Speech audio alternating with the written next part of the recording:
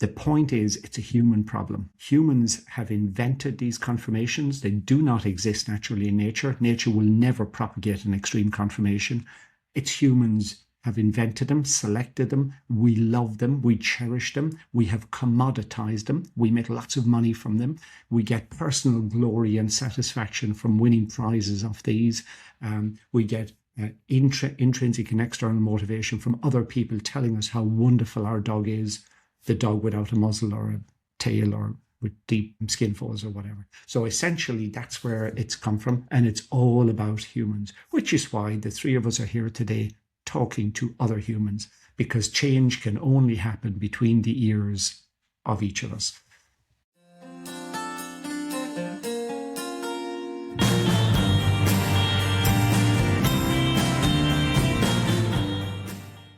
Welcome everyone to another episode of Changing Reign.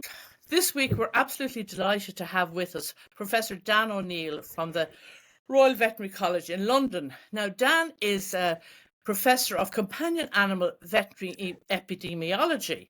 And I know that we're going to have at least one listener to this episode because Dan was a classmate of my brother John back in the vet college in Dublin. So it's great to have you here, Dan. The Professor of Companion Animal Epidemiology sounds like it took a lifetime of academic work and climbing and all of that to get to where you are, but that isn't quite how it happened. Maybe you just give us a brief synopsis of how you ended up from the vet college in Ballsbridge to where you are today. Thank you very much, Mita and Karen, and thank you for the honour and privilege of coming and speaking to your equine audience. But you're right, it should have probably taken a lifetime, but it didn't in one sense, because when I graduated in 1987 from Dublin, I went into, after an internship here in the Dublin Vet School, I went into general practice and spent the next 22 years in general practice.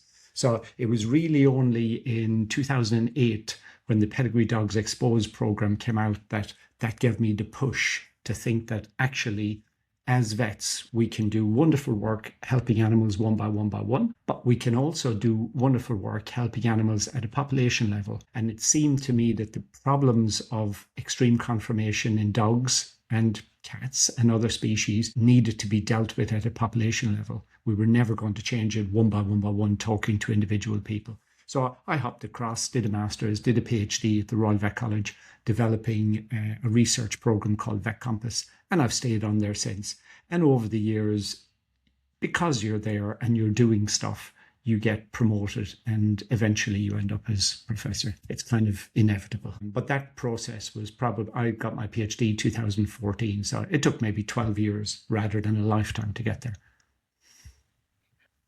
You mentioned the Pedigree Dogs Exposed documentary back in, I think it was 2007, 2008.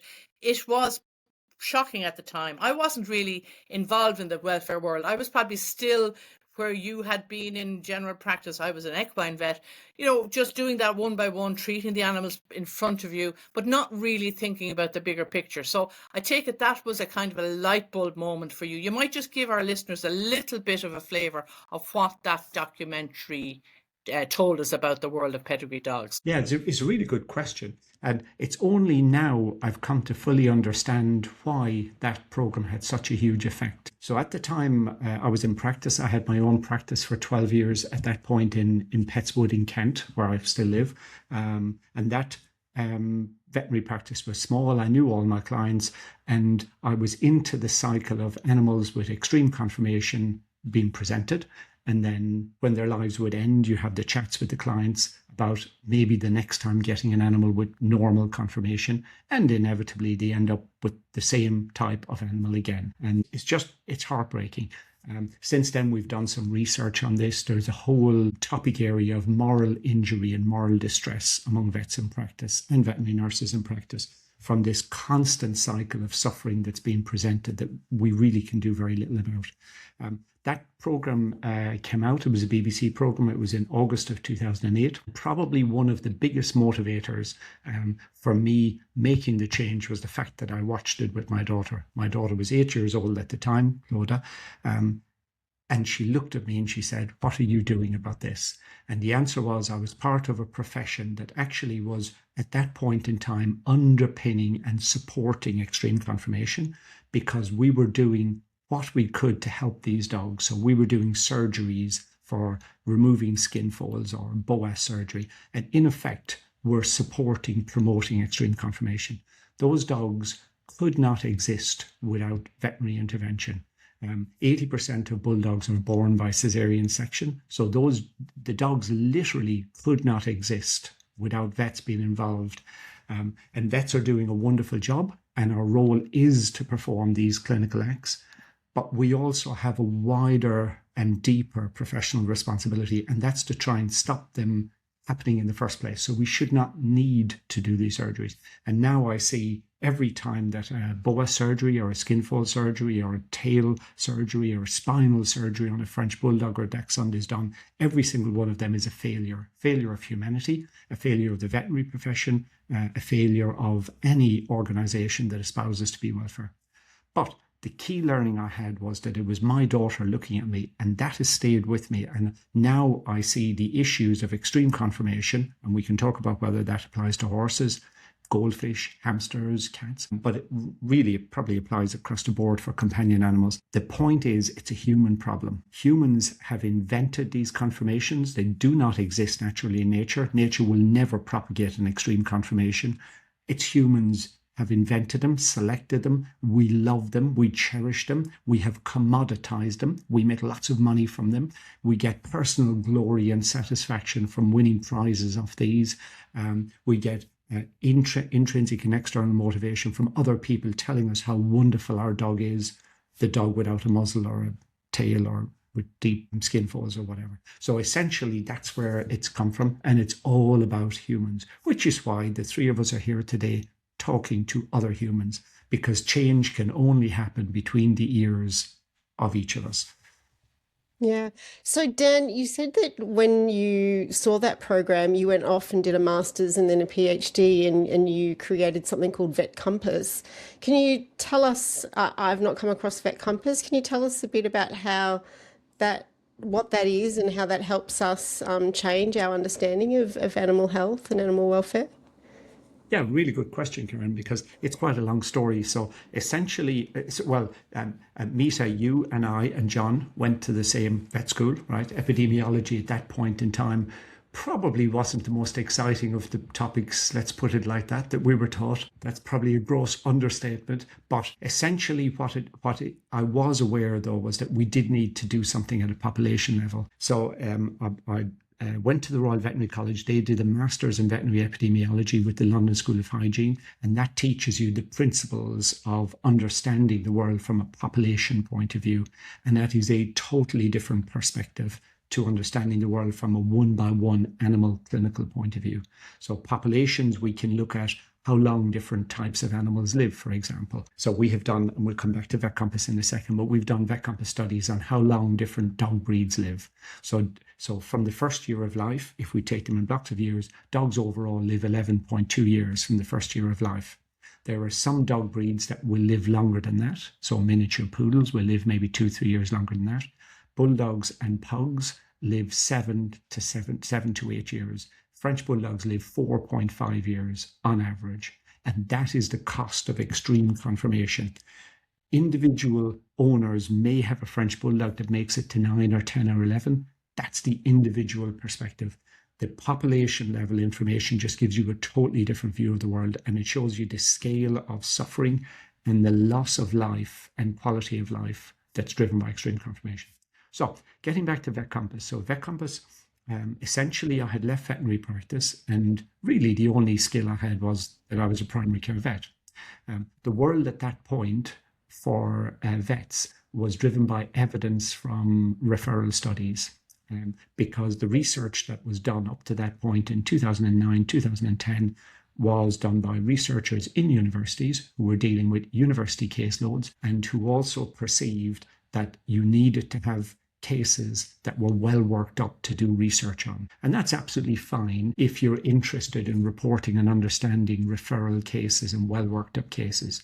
What I was interested in was reporting on what's happening in the real world. So what are the level of routine diagnoses? So things that referral people would rarely work on, things like obesity and lameness and just basic osteoarthritis and anal sac impaction and periodontal disease, right? These things often don't get referred, so that therefore that means they don't get research on them. But spookily, they're really common. And spookily, if it's really common, it means at a population level, it's really important. So research at that point in time focused on rare things or very severe examples of certain conditions, rather than actually what was common and therefore what was important. So my only skill was first opinion practice. So I thought, why can we not start gathering data from first opinion practices? By data, I mean all the information that was entered on the practice management systems. So we set up a PhD funded by the RSPCA to develop this as a system. It's called VetCompass. I spent 3 years working on it, along with Dave Broadbelt and David Church at the Royal Veterinary College, Paul McGreevy and Peter Thompson from Sydney University as my supervisors as well. So it was a joint Australian-UK thing. And essentially, we built VetCompass. VetCompass collects anonymized clinical records from vet practices. And the concept is so simple. In essence, you can think of every veterinary receptionist, every veterinary nurse, every veterinary surgeon in whatever country VetCompass is in, all of their shared knowledge being downloaded into their practice management system, because that's what we do. We put our notes in there, our aides memoir.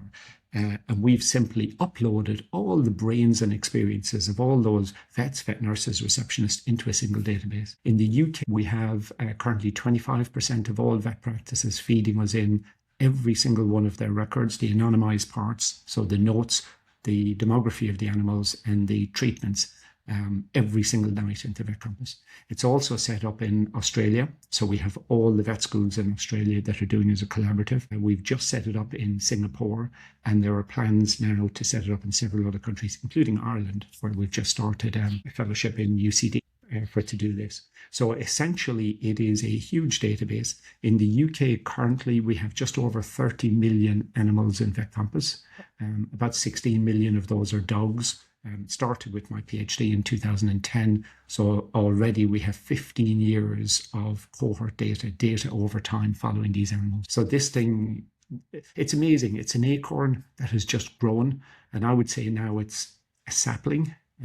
32 million is probably quite a big sapling, but it's a sapling. But it's going to continue to grow. And these little acorns now are popping up in other countries around the world. The English author Joanna Trollope died last week, and I was reading an obituary of hers, and there was a quote from an interview she gave on Desert Island Discs back in 1977. I actually took it down on my phone because she said, "It's a grave mistake to think there is more significance in great things than in little things."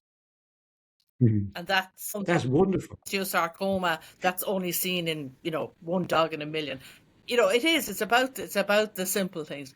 The other thought that strikes me, Dan, is that when you started this, we didn't have, I presume, the computing power that we have now. We hear a lot nowadays about big data and all the things we can do with big data, but you were obviously ahead of the curve. And have you found a kind of an exponential growth in what you can do because of the computing power that's now available compared to your early days? Yes, absolutely. So when we started, the very original data we were getting were coming to us on memory sticks or on CDs, right? And then we moved to having them emailed. And so at the very early days, it literally was, we might have considered it as big data, but it was small data. My very first paper published was 36,000 dogs and cats combined. And that was huge at the time. That was absolutely huge. The majority of studies that are published are based on 10 or 20 or 100 dogs or cats. If you had a study with 1,000, that would be enormous. This was 36,000, and this was the beginnings of it. So now we have moved to much more sophisticated methods. All the data are shared encrypted. They go to an SFTP. We have an online research portal. So we have researchers all over the world, Australia, China, Singapore, America, Canada, as well as all over Europe. They just log in to the online portal, get access to the data, do their research, download their results. The other big thing that we're moving to now with the data is AI. Currently, for reading the records, and I'm using reading, we literally have people reading the records. Now, that's very manually intensive, but I work in a university and we have 300 vet students every year, and all of them have to do a research project that's to level 7, so master's level. So part of that research project is the opportunity to do VetCompass research. So each year I will have a series of them doing work with me, and those students are veterinary undergraduates, but very bright, very well educated, extremely motivated. So I use them to read the records and extract the information I want. The quid pro quo for them is that they're learning how to speak and read and understand vet. And vet is not English. It's a totally different language. It's full of acronyms and abbreviations and also euphemisms, because, like, say, for example, if a dog is obese, we very rarely tell the owner it's obese or write down it's obese. That's offensive. So, you'll have euphemisms. He's a bit tubby, a bit lardy, he's a bit on the round side, needs to lose a few pounds, all these expressions. So the students get really well versed in, V/D plus versus V/D plus plus plus plus plus.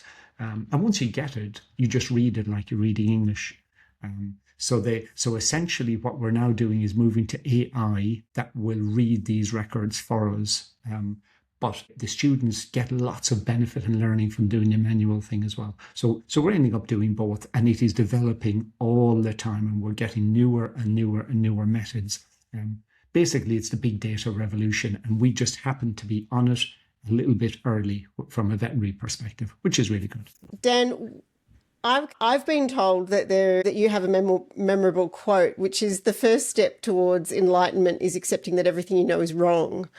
And how you encourage practitioners and stakeholders to embrace that kind of intellectual humility. How do you do that? Especially when, for example, people's livelihoods or identities are tied to their current practices and their current way of thinking. I find this whole exploring what we know idea really, really helpful, right? I was doing a talk, it was about 3 or 4 years ago at an arthritis symposium, right? And I did lots of VetCompass evidence on different joint problems in different breeds, but one slide I put up near the start was exactly that quote, because that's the one I live by. And about a year ago, I met somebody that was at it, and she said, I have no clue what she said about arthritis. I can never remember any of that. But the one thing that stuck with me is that saying that you came up with, that everything I know is wrong, but I can get closer to the truth. And she said that's really helped her to reduce her stress levels and her worry levels, because it gives her a place of comfort. It's about progress and growth, right? And I think it's really important. A lot of the stresses we have is because we expect ourselves to be perfect, to know everything, to have all the evidence, and it just isn't possible. And the sooner we let go of that pressure we put on ourselves, the better.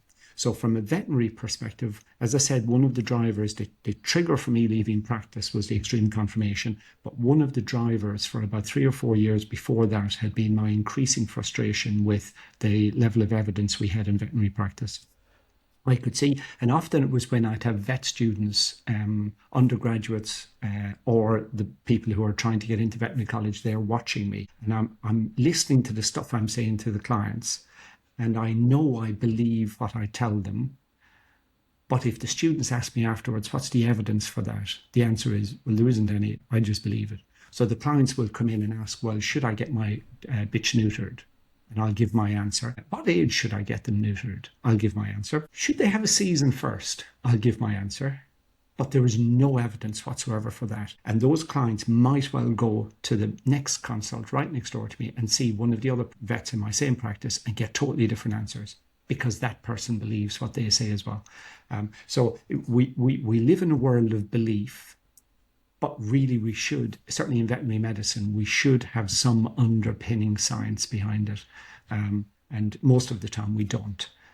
So that was slow burner push, and it was the extreme confirmation thing that was the trigger. It's not that I'm tied to evidence and everything must be evidence-based, but I think it is important that there's some evidence behind what we do. So the aim of then developing VetCompass was to establish an evidence base focused on breed and confirmation, but the key thing was an evidence base. And that means focusing on things that are common and on providing core information. And part of that core information is benchmarking. It doesn't necessarily say that what is happening in practice is perfect, but we should at least know what all our compatriots, all our colleagues in our profession are doing. So VetCompass can report that. We can then take a judgment as to whether what is being done is correct or not. So we can report, and we've done it on dogs with diarrhea, what proportion of acute diarrheas in dogs are given antibiotics, right?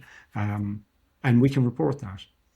We then did a follow-on study. It's called causal inference. It's a whole new domain of epidemiology within the veterinary sphere that I've developed within VetCompass. We had a PhD student, Camilla Pegram, as the first veterinary causal inference person. And we can explore whether dogs with diarrhea, from a causal point of view, the ones that are given antibiotics versus the ones that aren't, whether that causes a different outcome. Do they do better? And that's a totally different question. And if you're interested, it does not cause any better outcome. There's no difference in the dogs that are given antibiotics versus the ones that aren't. Not just at an association point of view, but at a true causal point of view. It does not cause a better outcome. And that's what I mean by progress. In practice, I was giving antibiotics to dogs with diarrhea. It was 15 years ago. That was the state of the art. It was the advice. We then have advice to say we shouldn't be doing that. And now we have Camilla Pegram's causal evidence to say, actually, it does not cause any improvement. Therefore, we should stop. And that's, I think, the day that you stop challenging what you know and stop looking for why it's wrong and why what you know can be made better is the day we stop growing as humans. We just become vegetables from that point on. The state and nature of being human is that we grow. And obviously that includes growing old, which isn't necessarily what all of us like, but it should mean that we grow in the quality of our understanding and the quality of our knowledge. But we can never get there to the state of ultimate knowledge. Not sure if that's too deep a question or an answer for you, Karen. No, it's certainly an interesting, and I love the bit about diarrhea because I think that's really quite interesting in dogs because and I've had many dogs with diarrhea, but I think it's quite interesting. And it's sort of, when you think about all the overuse of antibiotics in the world, then, you know, I guess it's good if we've got all these millions of dogs that aren't getting antibiotics that aren't really doing much. So I think that was really interesting. But what I am fascinated about, Dan, is how do it's one thing to be a veterinary epidemiologist and sort of think, you know what, I need some evidence and I'm going to be humble as far as my knowledge goes. But how do you find people who, how does that go with tradition? And you know, like, for example, in the horse world, we have a lot of tradition and people are very passionate about maintaining that tradition. And so how does that sort of thing happen in the dog world as well? Oh, absolutely. Absolutely. But people are creatures of tradition. So, because in a way you can say in the horse world, we can say in the dog world, the cat world, the goldfish breeding world, the guinea pig showing world, the common factor is humans.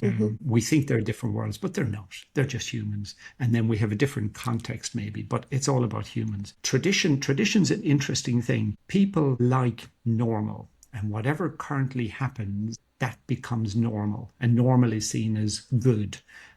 So tradition itself can be useful sometimes because traditions develop that are helpful, but sometimes traditions develop that are unhelpful or actively bad. So the key is to explore which aspects of tradition you feel are bad, then seek the evidence to understand whether they're truly bad, because just because I don't like something that's a tradition doesn't mean it's bad. Not liking something probably isn't a good enough reason to force change.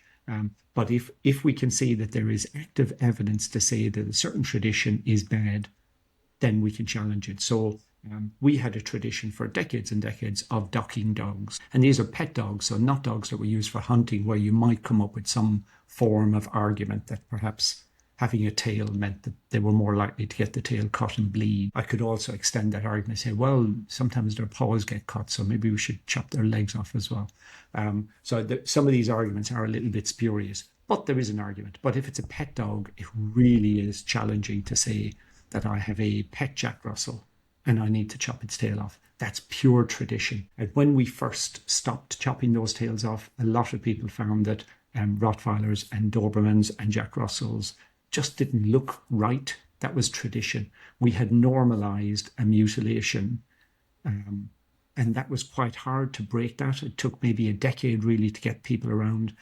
So it really is a matter of looking at the evidence and then seeing whether that tradition needs to be changed. The ideal when you're changing a tradition is to bring people with you. Sometimes you have to force change, but you try to bring people with you. That's different communities, and get them behind a tradition. It's that in business they talk about the not invented here syndrome. So the idea is you want to get the people who actually hold the power to come up with the idea, and then they own it, and then they will follow it through. So a lot of this is just aligning objectives. We do it a lot in the dog world, and it seems to be starting to work now, where we're aligning objectives in a certain welfare-based direction. But not all traditions are bad. Some of them are fine. But again, you can notice the common theme here. It comes back to the evidence. And once we have the evidence, that changes an argument. Until you have evidence, arguments become about my opinion versus your opinion. So I'm giving antibiotics to my diarrhea dogs. They're all getting better, right? In practice, they're all going to get better anyway, right? Regardless. You can sprinkle holy water on them. They're going to get better. So my antibiotic-treated dogs get better. That's great.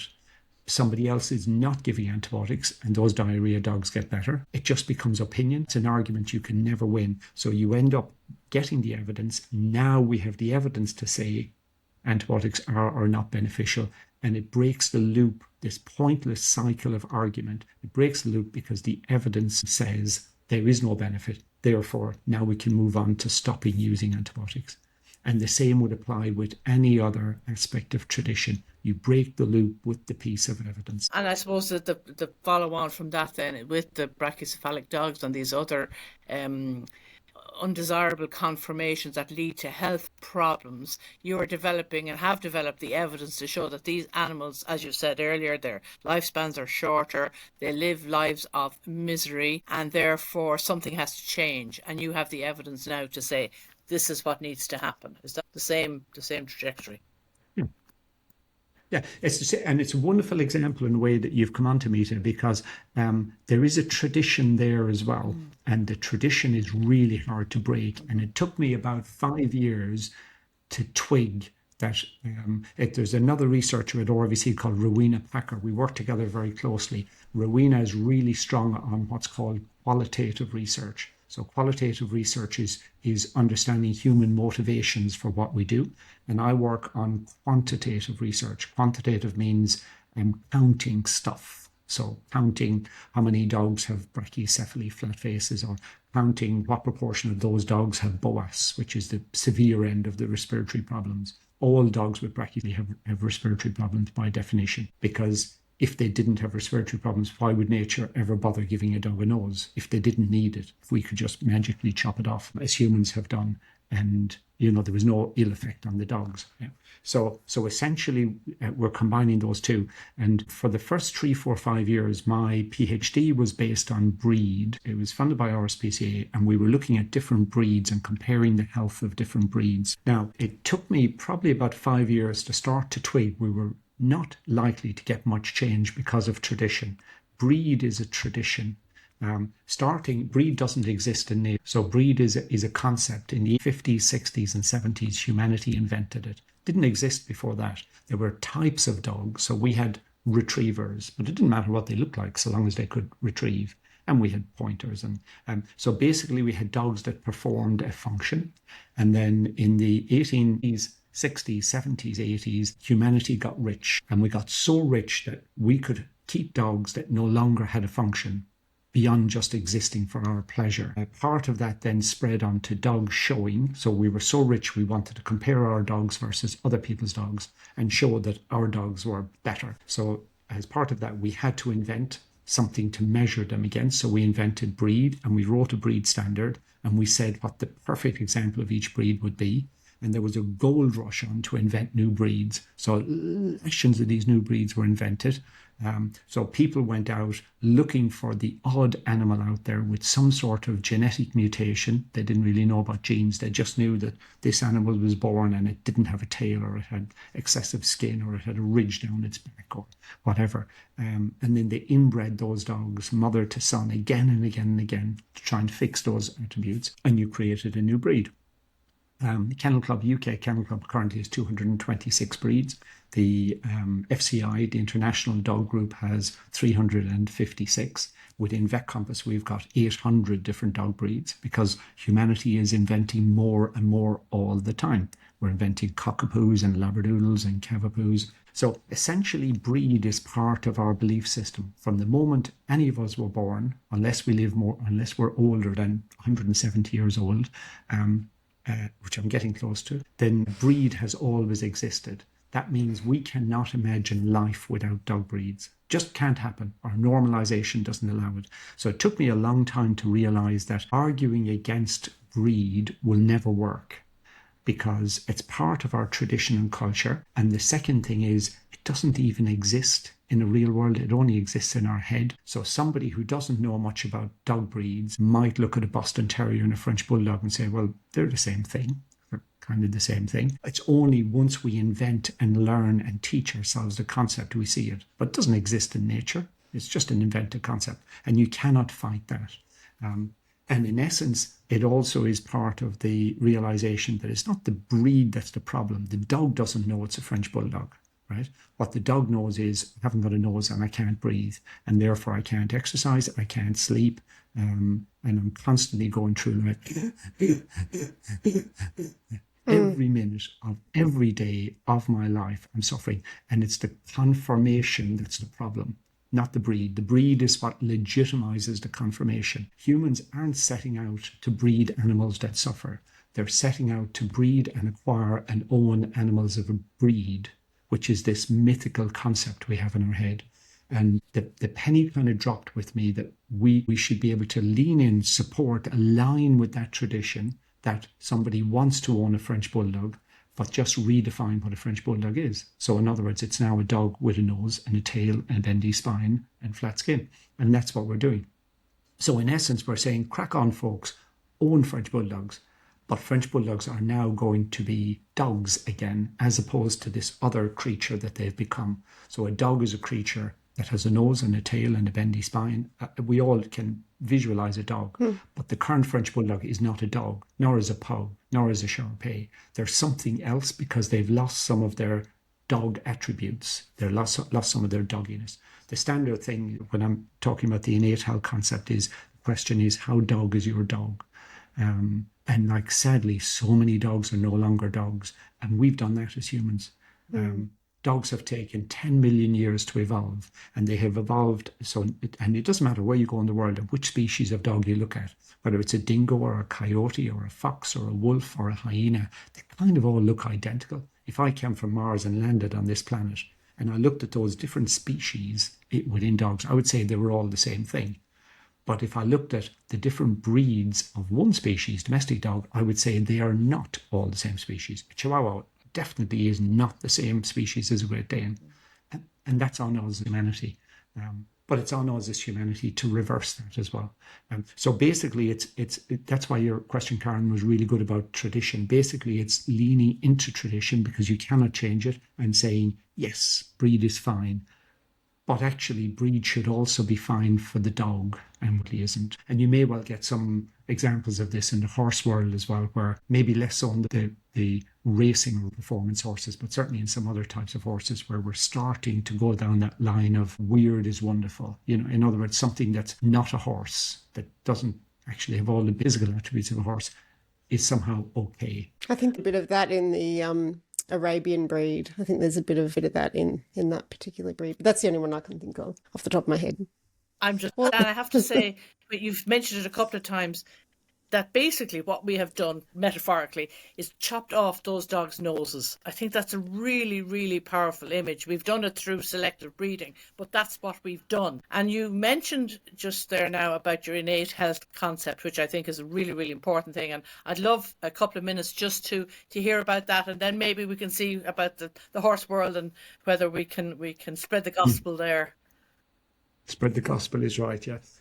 It's interesting, just, sorry, I digress a little bit. You said spread the gospel. I often think of these deep belief systems as religions, right? So most religions began as a way of getting people to think in a similar way, yeah. And you see a lot of religions have their own traditions, and generally they're very good, yeah. So we've commandments: don't steal, don't rob, breed and dog health is another religion. We buy into it, and then we define ourselves by it. So somebody who has bred Labrador retrievers for all of their life, or a Labrador retriever person, that's their religion. Now, we're lucky with those dogs that those dogs are physically, innately healthy. Yeah, we might have some clinical issues, but they're innately healthy. People who have bred Boston Terriers or Shih Tzus or Pekingese for all of their life equally will have their belief system, their worldview of themselves defined by that breed. And that's where it then becomes a challenge for them to change. It is a religion. So it's like me, if I'm Catholic or Muslim or Jewish or whatever, if I decide I'm no longer going to be part of that religion, buy into it, believe in the system, it's challenging all of my previous years on this planet. And that's really hard to do. And that's why I say earlier, I've kind of moved from talking about breed to talking about conformation. Somebody who's breeding Boston Terriers may well buy in quite happily to the fact that those dogs should have a good quality of life based on a normal dog physical shape, but they will not buy into the fact that they shouldn't be maybe breeding Boston Terriers, but they will accept that the Boston Terriers can change. So that whole belief system and religion, that view actually sometimes can be quite helpful. Innate health, right? So this is let's digress. We'll go on to a totally different concept, right? So you might have gathered by now that most of what has gone on in the past that isn't working, I just believe needs to be changed radically. And one of the approaches I have is that whenever you're looking at a complex problem is something that involves humans. Yeah. So you can have a complicated problem. Yeah. So we might be building the Channel Tunnel from England to France, and you start at both ends and they must meet perfectly. That's a complicated problem, really complicated, but there is a solution, a single solution. And they did it, and they did meet perfectly. A complex problem is any problem where a human is involved, right? And that's the difference between complicated, which has one answer that is predictable and knowing in advance, and a complex problem, a human problem, where I can do exactly the same thing in two parallel worlds. If I had sliding doors, I can do exactly the same thing, and I will get different outcomes because of factors that are outside my control. So we're dealing with complex worlds here, but if you turn the problems upside down, that often helps. Now, I challenge nearly everything, and I would say that in dog health, for the last 50 years, the world has bought into health testing. And health testing is the way to improve dog health. And about 2 or 3 years ago, we celebrated 50 years of hip dysplasia testing in dogs. And it's wonderful. And hundreds of thousands of dogs have been hip dysplasia tested. And this is absolutely wonderful. And all vets know that by testing the dogs for their health and then breeding from the ones that pass the test, we will generate better dogs in the next generation, right? And that's totally logical and totally intuitive, and to my mind, totally rubbish. And to my mind, totally wrong. And actually, worse than wrong, it's harmful and it's damaging dog health. And this is where you end up turning problems upside down, because if we have had 50 years of hip dysplasia testing, and we are still doing hip dysplasia testing, and if we look at the median current hip dysplasia results for most of the breeds that are tested, and they're identical to what they were 50 years ago, surely to God, somebody has to say, are we sure this is a good idea? So the way of doing it then is to turn it upside down. So essentially what I've done is turn the whole world upside down, and I've spent the last 5 years developing this, and it's called the innate health approach, or innate health concept. So we start, currently we're starting with clinical health, turn it upside down, and we start with the very basic level, is whether the animal is created, born with the capacity to live the life of that species. So that's the very core criterion. And the capacity is dependent on the animal's conformation. So has that dog got a muzzle? Has that dog got eyes that are bulging or that are inset? Inset eyes are the way eyes should be because they're protected. Bulging eyes means they're exposed to trauma. The eyelids can't cover the eyeballs, so they're not covered with tears. So those eyes get horrendous corneal ulceration problems. Has this animal got flat skin or has it got folds? And if you have folds, you're going to get moisture and sweat deep in the folds and bacterial infection and malassezia and lots of other infections. Has this animal got a tail? Right, so we have many types of dogs that are actively bred with either a congenitally absent or a congenitally short tail. And we have selected, as I said earlier, we went out looking for dogs with random mutations. There is lots of different mutations that lead to taillessness. For quite a lot of the breeds, it's a lethal gene. So that means that for every 4 puppies, it's a recessive little gene. So for every 4 puppies that are conceived, 1 in 4 of them dies in utero. For the ones that are born, lots of those dogs with any of the congenital short tail are not capable of communicating so well with other dogs, so they've lost the capacity to communicate, and lots of them have spinal issues because spookily, the tail is part of your spine. These are coccygeal vertebrae. And spookily, when you select for mutations for something to happen, it doesn't magically happen that the bit beyond where the tail doesn't develop, and the rest of it is normal. It's tied in with an abnormal spine. And you can keep on going through all the other conformational things we have picked in dogs. So innate health means that we start with the basic thing and we say, does our dog have the capability to do everything that a dog should be able to do? And those functions include to be able to blink, to be able to breathe, to be able to exercise, to be able to sleep, to be able to bend their spine, lick their backside, to have a tail to wag, to be able to exercise, running around physically, running around from a respiratory capacity point of view. And if the dog is incapable of performing some of those functions, then it is innately unhealthy. There is no point in moving further up the scale to assess whether that dog is healthy or not on some other parameter, because de facto it is innately unhealthy and it will never be healthy. And there is no surgery we can do to recover full health in those animals. The layer above that is genetic health.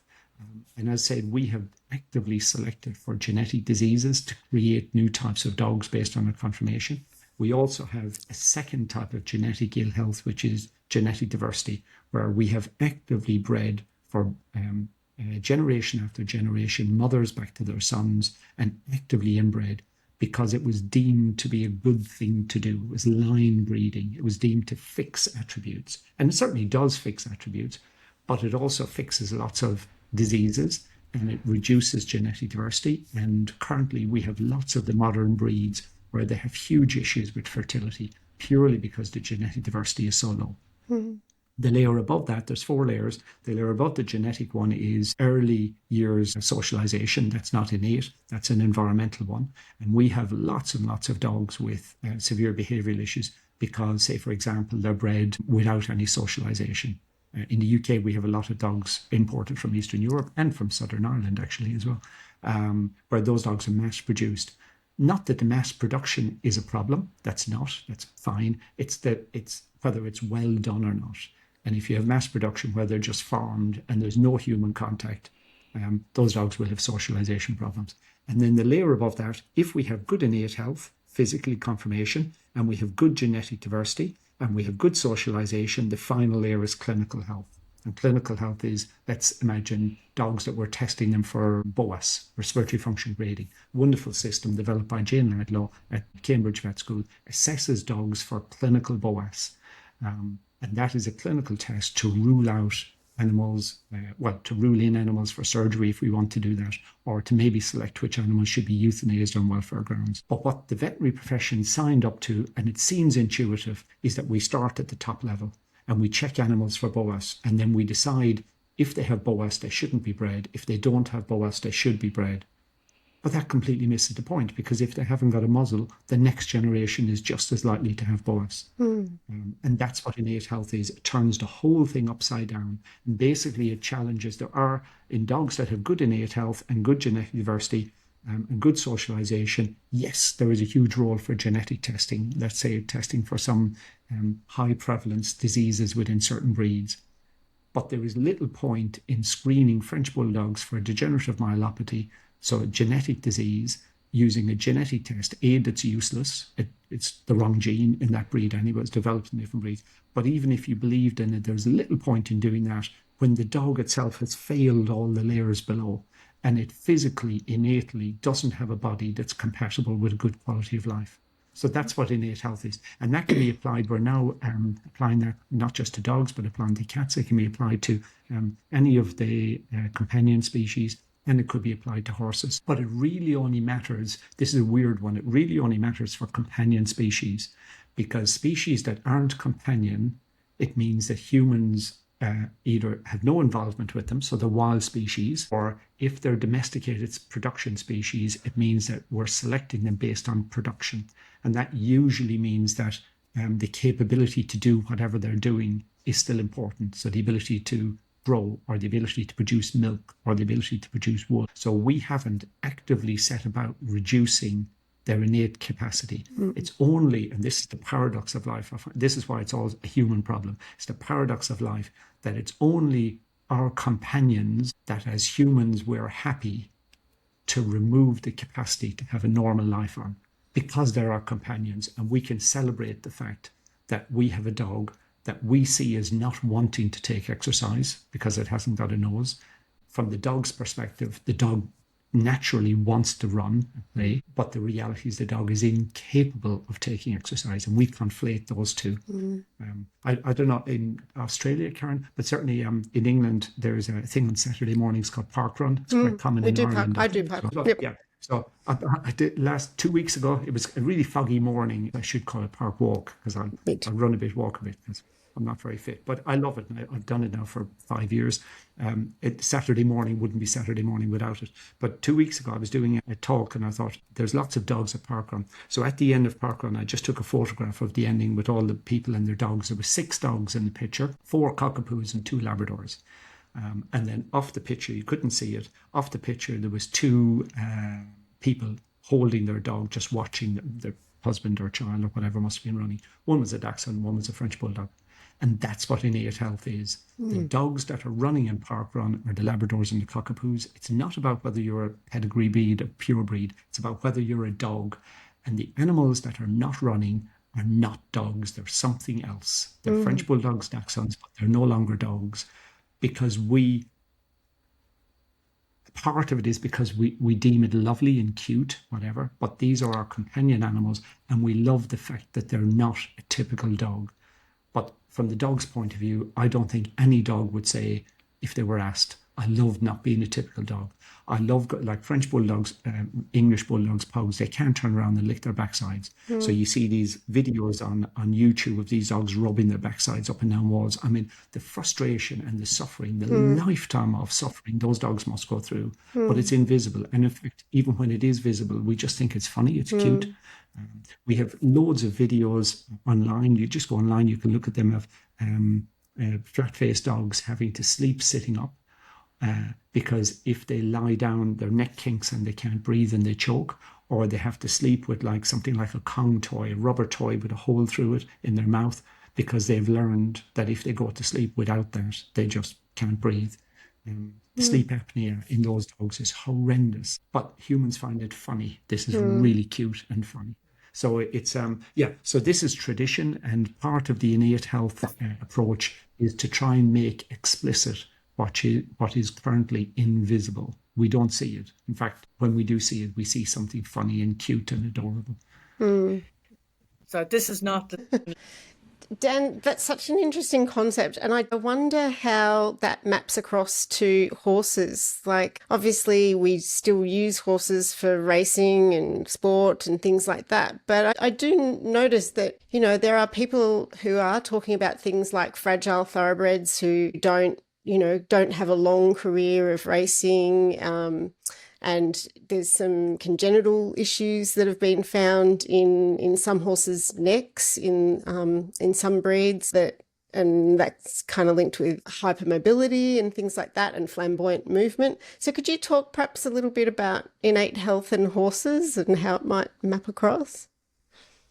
That's a really good question, because the core concept maps across any species that we have taken from the millions of years of evolution and started to play. So in essence, we're playing God here, or we're playing nature. In companion animals, small animals, such as dogs and the other pet species, we have actively developed a range of animals that just exist for our pleasure.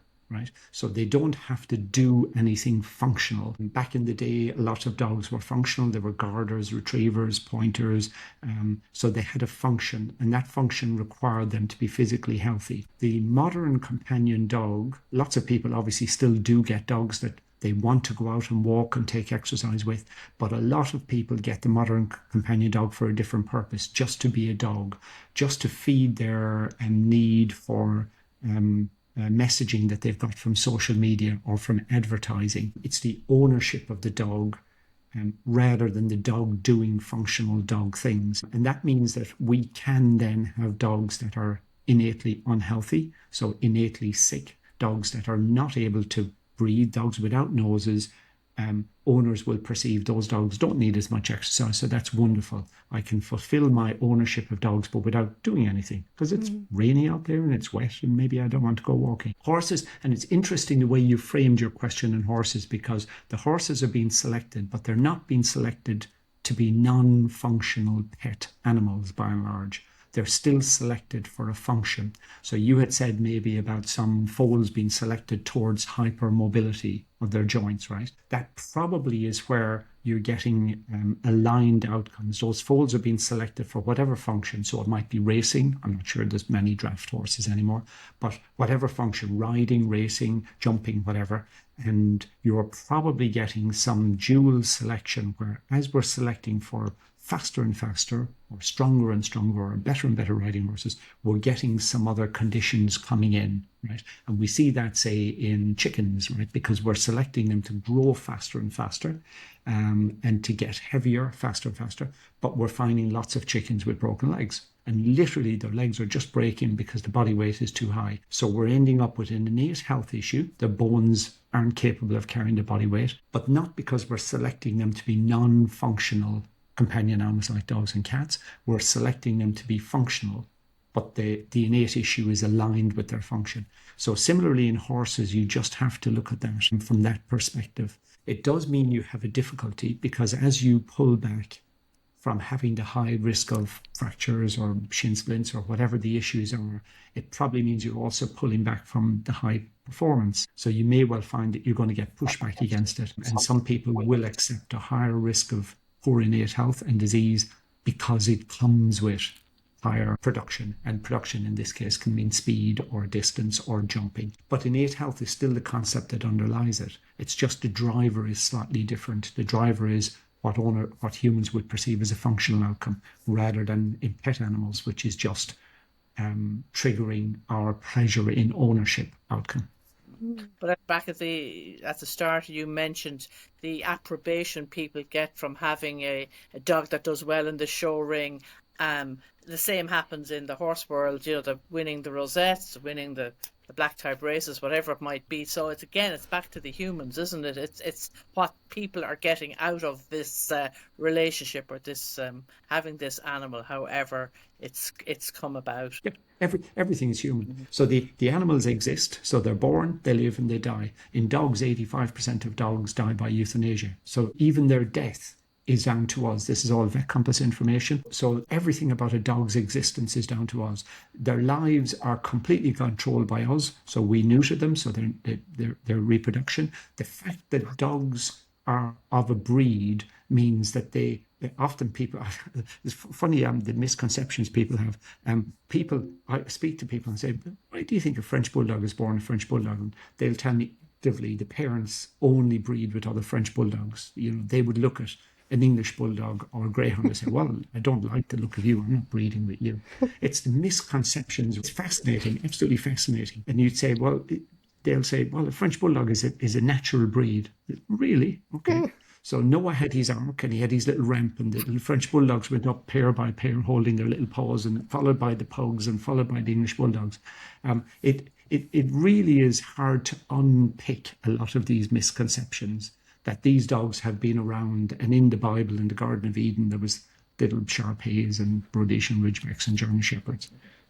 So a lot of stuff is tradition, and in a way, it's nobody's fault except for the powers that be that were not informing the public about this reality, and that actually we're indulging and facilitating these kind of misbeliefs that are leading to all of these issues. But everything is about humans. The slight difference between showing and racing is that at least with racing, there is some objective determinant of the winner. Yeah, so you line up all your horses and the fastest one wins. Yeah, or the one with most duration or durability wins. When it comes to showing, the winner is decided by a human. It's not objective. And we can have the same bunch of dogs that are shown week after week after week at different dog shows, and different ones will win. Which means that the positive reinforcement we're getting, it's human. It's not even a proper functional outcome. It's just humans, and it depends on their preference. And we may have a judge this week that likes, really, really short noses. Maybe next week we have a judge that thinks, I've heard something about innate health. Maybe we should move towards longer noses. So they award prizes to the longer nose dogs. It's just a human subjective thing. So it means showing isn't even that scientific in which dogs win. It's all down to humans. So, and again, it goes back to the difference between your species, the horses, which it's still to a large degree some sort of functional outcome, and dogs. The other difference is, well, I guess horses are retired, and some people will keep sick horses alive. Certainly if we move towards the more production species like cattle and sheep, most of them, when they end their productive life, the life ends. Whereas certainly with dogs and cats, there is a high demand for sick animals. Humans like sick animals. There's a lot of work. Peter Sandow's done some work on this, even innately comparing dogs like Border Terriers versus French Bulldogs. The owners of the French Bulldogs have a greater bond with them because they perceive the dogs need them more. These dogs are sicker and they need more care, and that validates me as a human. I am a better person, and I can show my welfare credentials better with a French Bulldog that needs care, and the skin folds need to be cleaned every day, and I need to be careful not to take them out on a hot day because these dogs can't breathe in the hot weather. Whereas the Border Terrier or the Jack Russell kind of is just a dog. It doesn't need me to do all of these extra things, because actually dogs don't need to have skin folds cleaned, and they don't need to have their backsides wiped, and they don't need for you to be careful when you're exercising them. Because they're dogs. And that level of independence means it's not validating the owners, that people call it virtue signaling. They're messaging to the world that I really am a caring person.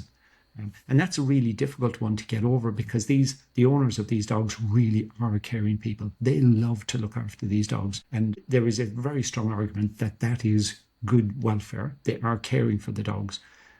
The issue is the dogs probably shouldn't exist in the first place. And that's where we get this disconnect. But as you say, Mita, it's all about humans, and we have a perverse sense of what's right and what's moral and what's high welfare. Yeah. So does that mean, this is a little bit random, but do you think there's a role for like a high needs robo dog? Would it actually be a real dog? No, like a fake a robot dog, like to replace these dogs so that people can have this experience of caring and.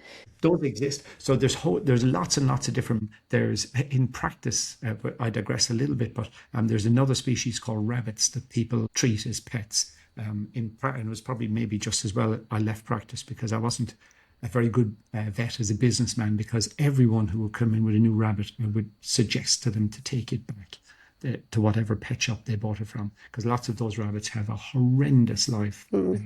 Just living in a hutch, often on their own, with no human interaction, and maybe just being cleaned out once a week. There was, I don't know if it's still available, there was a little toy called a Tamagotchi. Do you remember them? A small little thing, the kids were worried about them. And that was my standard answer, was your robo dog. But my standard answer was to get a Tamagotchi, which is like a little robot animal, and it beeped at you, a small little thing. It would beep at you to say it needed feeding and whatever. So you could get your nurturing kicks from looking after this electronic animal without some physical animal having to go through life just to fulfill your needs. The flip side of that is that I said earlier that we're all on a learning journey, and that's wonderful, and we should celebrate learning. But there's kind of two ways of learning. There's learning from knowledge and theory, and there's learning from experience. So it's called experiential learning, right? So experiential learning is I do something and I learn from it, right? Knowledge and theory is I understand the problem and I learn from it, but I don't need to do the problem. Okay. So, I might imagine that some theory would say that if I stood in the middle of the M25, which is a big motorway around London, on a busy Saturday afternoon, I'm probably going to get hit by a car. So I can either follow the theory that there's lots of cars on that motorway, they're traveling very fast, they probably won't be able to stop if I stand in the middle of the motorway, therefore I'm likely to get hit. Experiential learning is, well, I better go and do it to work out whether I'm going to get hit. The latter is probably not a good approach. Unfortunately, with extreme conformation in animals, most people learn by experiential learning. So they buy into the whole zeitgeist from the internet, social media, advertising, and tradition that extreme conformation is cute and adorable, and everyone would think I'm cool and with it if I have this animal with bits of its body missing. And then they get the dog and then realize, A, the dog is suffering, B, the dog is sick, C, it's going to break my heart because I will fall in love with the dog and it's going to die early, and D, it's going to cost me an absolute fortune. And we know that even when you look at the pet insurance, it's double the cost for an English Bulldog compared to a Labrador. So I get to the end of this lifespan of the animal has suffered terribly, I've suffered terribly, and that's experiential learning. And in essence, we might talk about this in a future episode maybe, but in essence, that's what the big organizations have a responsibility to do. And those organizations even don't have to be objective, formal ones. They can be just veterinary professions, breeding organizations, charities, academia, is to try and help people understand the theory and learn from the theory not to stand on the M25 versus experiential. And that's what work like the innate health concept is trying to do. It's trying to frame the story in a way that makes it very, very, very clear the welfare consequences for dogs from extreme conformation. Well, when we were preparing and planning for this episode, Dan, I think I mentioned to you I did some homework, and I found there was so much we could talk about, and I think this episode has shown that. So for our listeners, and I think definitely for Karen and myself, we've taken the executive decision, and Dan has just mentioned it there, that there's actually going to be a part 2. So we're very grateful to you for that, Dan, because I think we'd love to explore some more about how this change can happen, and that obviously take another chat. So thank you so much for joining us today. It's been fascinating. You've really opened my mind to some concepts I hadn't really considered at all. I certainly didn't consider them back in Ballsbridge in the early 80s. So it's been wonderful, and we look forward to part 2. Thank you very much, Mita and Karen. It's been a real pleasure to be here chatting with you. It's, as we said at the start, the whole extreme conformation, doesn't matter what species, dogs, horses, whatever, it's humans. So it's the conversations that go on between us here and the listeners of this podcast. And then it's the reflection afterwards by humans. That's where the change happens. And it's slow, and it's from the ground up, and it will take a long time. Some people say it's a generational paradigm. It almost needs the generation that is irrevocably harmed by the bad belief systems that we have been given, that we need to move on. And then it's the next crowd that come, the new generation, who haven't been born into a world where extreme is acceptable. We were, unfortunately, and it's very hard to change that. So, it's a slow burner. It's taking time, but people like you, the two of you in your podcast sharing this information, are critical for that change. So thank you very much. Oh, our pleasure. And thanks so much. It's been, I think I could spend half a day chatting to you, Dan. Yeah. And you might well realize I'd be happy to spend a half a day. The issue is trying to get me to shut up on this stuff. Yeah.